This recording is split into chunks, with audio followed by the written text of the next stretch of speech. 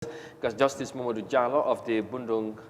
Kakunda High Court on Wednesday ordered for Boubacar Keita, alias Bob Keita's, and one Mr. Jom to be taken to the Edward Francis Small Hospital and have their blood sample taken for the DNA. Boubacar Keita is standing trial on rape allegation, but has since denied any wrongdoing. Mafuji Sise has the details in this report.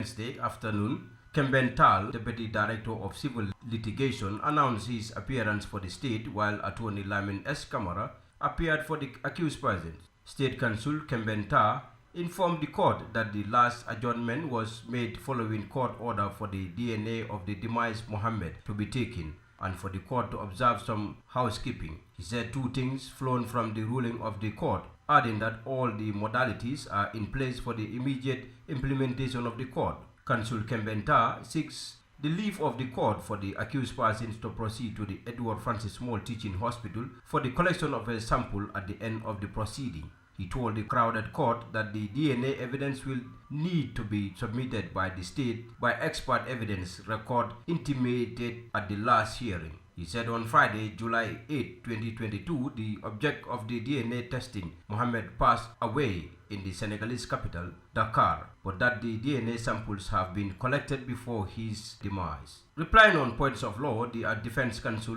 lawyer Lamin S. Kamara objected to the application, arguing that it has no basis in law, even though the court ordered that the accused person, Boubacar Keita, Mohammed, the child, and one Pamodu Jom should be subjected themselves to the DNA, having their blood samples extracted on July 7, 2022. Attorney Kamara informed the court that when the ruling was read, Counsel Jallo informed the court that the accused person is desirous of appealing against the order of the court and therefore applied the order of the ruling, which the court promised to avail the right to appeal against. The ruling is the constitutional right of the accused person, and that right can only be competently exercised by the accused persons if he is availed the copy of the ruling of the court. The appeal will only be rendered competent if the judgment order or ruling is attached to the notice of the appeal, a part of the ruling, a stay of the execution of the ruling of July for the court to determine. Pending the determination of stay of the ruling of July 7th, the state cannot proceed with what they determined to do. Counsel Kamara further went on to say the court needs to avail the copy of the ruling to the accused person, and therefore the court cannot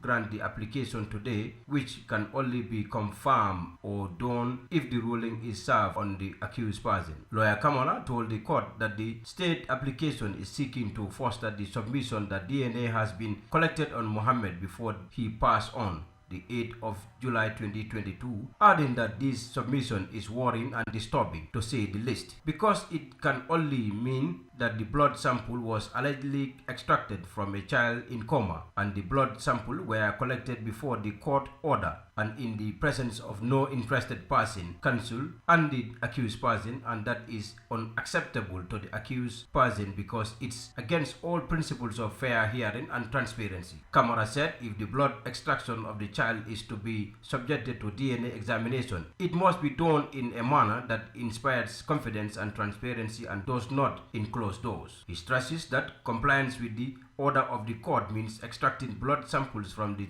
three parties, Pamodu Jom, Mohammed the child, and Boubacar Keita, after the ruling or after it was ordered and in the presence of all interested parties, in order assurance of the show. He urged the court to refuse the application and ordered that the defendant is served with the ruling immediately for the defense to file an appeal and a stay of proceeding before the court within 2 days. Delivering the ruling, Justice Jallo adopted the submission of the State Counsel. Justice Jallo stressed that the stay of proceeding will not be granted if it is intended to waste court time. He ordered that both Pamodu Jom and Boubacar Keita's blood samples be taken at the Edward Francis Small Hospital. Justice Jallo declared that he is satisfied with the blood samples collected on Mohammed the child as long as it's from a hospital.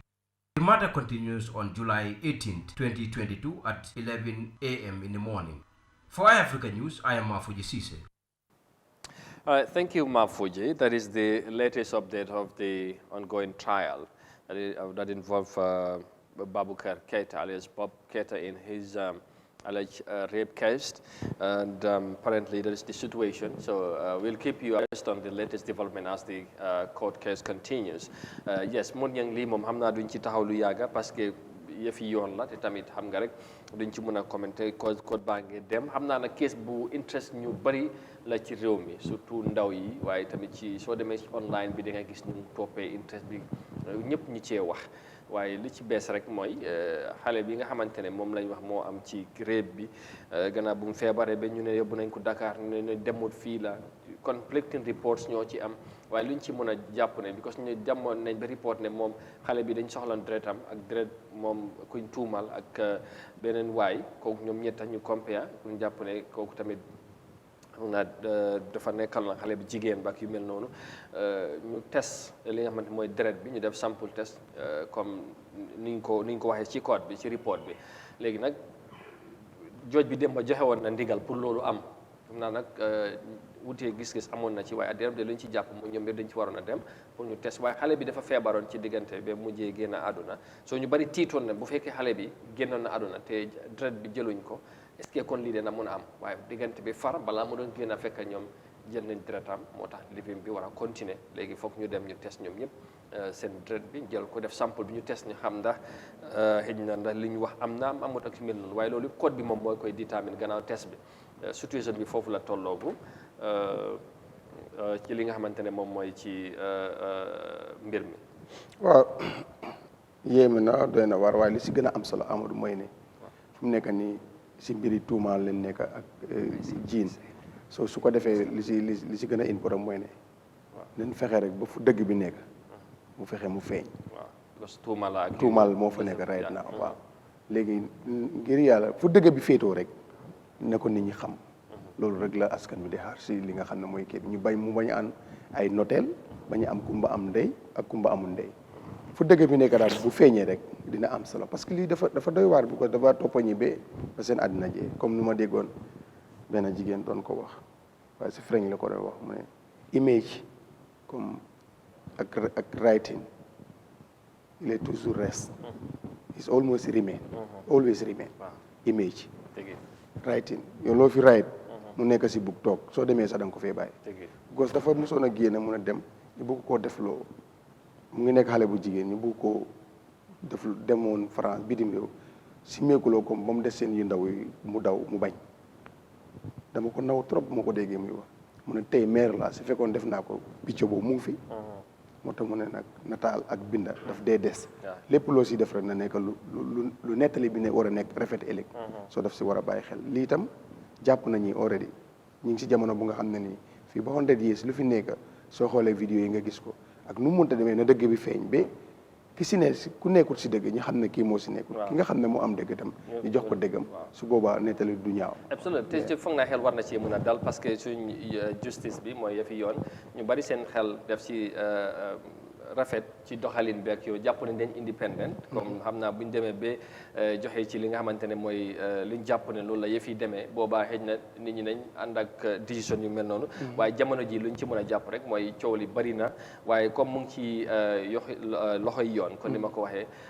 loolu fu mu nekk ni situation bi foofu la toll gannaaw bi nga xamante ne li am ci xale bi am na ci ba tey ñu am deret bi code bi dogal nañ dem ñu def testing ak yu mel noonu te wax naa ci génn xale bi tamit report si bari ñoo ci am xam nga tamit loolu tamit leneen la loolu tamit juróon na sax fii coow ci surtout social loolu yëpp mooy lu leer moo si am dañ ko lokkoon ci moto mu suffocate ak yu mel noonu yooyu yëpp am dégg nañ ko ci digg loolu moo tax ma ne comme ñu bari ñu ngi wax lii ñële ñu ngi wax lale te situation bi daal dafa délicate moo tax duñ ci mën a xuus bu baax luñ ci mën a wax rek update nit ñi mooy situation bi fii la toll te lii moo amagum leneen bu ci amee incha allah comme ñu ngi toppa case bi nañ ko indi incha allah waaw na leer rek waaw na leer mu bañ a am kumba am ndey ak kumba amul ndey su loolu amee rek ku def tafaar bi nga xam ne loolu la yàlla dogal kiñ tuumaal moom tam deram mu set na leer rek si loxo jooj bi la des pour mu leer waaw donte leen sax nit ñi seen xel tey na si doxalin bi action yi ñu see dégg ba loolu yëpp bu ñu àggee sax fa nga xam ne mooy mbañ gaay ca panjaw ko rek nañ fexe ba lu am exactly ku ne la nga def ñu ne la lii la ku nekkul si dëgg ñu ne kii moo nekkul si dëgg su àtte bi demee noonu rek boppi nit ñi dinañ oyof so loolu la nit di xaar askan bi yëpp lu ñu xaar mooy na leer ko right now ni yëpp tuuma leen ko nit ñi mën a tuddeegum waaye na leer mu leer it's very important. absolutely te am nañ yaakaar ne ñu bari loolu lañ cee xaar. pour ñu xam fu dëgg féete. waaw fu dëgg féete parce que tamit loolu rek moom moo ci am solo moo tax bu mbir amee amul fenn fu ñu doon xalaat gars yi nañ dem fu mbaxana doon nekkee benn waaw exactly parce que foofu kenn nekkalu fa kenn. waaw dëgg rek moom moo ci mooy yaakaar bi ne waaye léegi nag am na la lu fa dee nekkal ñenn ñi. parce que dafa xaw a yàqu moo tax waaye bu ñu doon wax ñu dem fa mbaxana nekkee benn nga xam na ni doo fa yaakaar ñu not la fa doo fa yaakaar ñi jël sa dëgg soppi ko lu du dëgg te loolu dafa bari si jamono yi kon fu mbaxana nekkoon benn sax nekkoon yaakaari askan bi yaakaar nga faa bëgg a tas. waaye ñun nafoon naa war nañoo mën a am xel bu dal ci côté of course boobu parce que foog naa suñ justice bi waaw lately wala depuis soppeeku am foog naa ne ñu bari am nañ ci yaakaar. loolu tam lu am la loolu dafa am solo ci loolu moo gën a tax sax nit ñi askan bi am nañ yaakaar ne atte bi incha allah dinañ am bu ñu àggee ba si cëppaandaw ba dinañ xam fu dëgg féetoo parce que nag lii itam jooj bi foog naa ne lii gisuma lu ko fee nekkal lu muy war a mun a nekk di farfarlanto te dem na ba nga xam ne ni mbiri deret dem na ba dugg si loolu nekkatu si loxoom waaye itam nag ñiy tes ak ñu ñëpp den bokk si code bi go fi Gambia la amoon ñun den xamante ñiy joxe deret bi ak ñu koy jël di tes ñu itam neen seet seen diggante ak yàlla because chaîne bi dafa gudda de because am na magistrate bi foo xam ne ni xam-xamam màcc foo jël deret bi foofu docteur bi dafa war a màndu xam ndax deret bi ak bii ñu jël benn la wala du benn mu joxe report bu correct fii nag loo bëgg a am certificat boo bëgg a am ko loo fi bëgg a am di nga ko bëgg a am ak noo ko bëggee di nga ko am te mooy loolu te fekkal loolu la tax ngay ut certificat boo dara amul si waaye daal dafa nekk si code bu nga xam ne ni dafa critical nit ñi askan bi dañ si soxla lu leer kon na leer bu ñu demee ba si sample si kuy jël sample si docteur bi yëpp na doxal mu leer dem jébbal la magistrate bi si loolu la moo dipeen xam exactement moom itam lu xew right now moo ko dimbale si code bi te nit ñi am nañ yaakaar suñ justice bu nekk si réew mi kon nag neen fexe ñu continuer loolu bekk ëllëg ku am lu la naxari nga yaakaaree ko fu mbaxana nekkee benn boo fa demee nga gis njëriñ yi fi mbaxana nekkee benn indeed acca mu ngi noonu